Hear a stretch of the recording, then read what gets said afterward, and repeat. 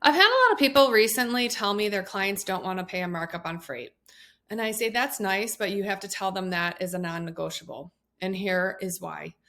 We all know that freight is just not a number that the vendor gave you that you're throwing into the purchase price box. Freight entails tracking, freight entails setting up accounts at the storage facility. Freight entails you making sure there's nothing wrong with the item so that when it gets installed, it's nice and beautiful. Freight includes overseas duties tracking, overseas duties forms. I can't tell you how many hours I have spent filling out customs forms for items that were coming in.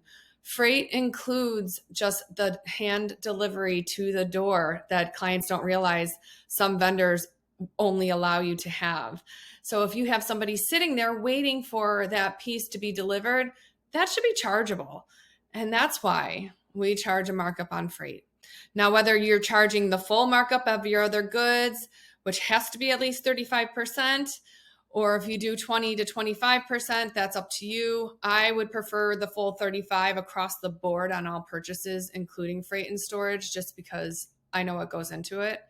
If your clients have a problem with that, it's real black and white to me.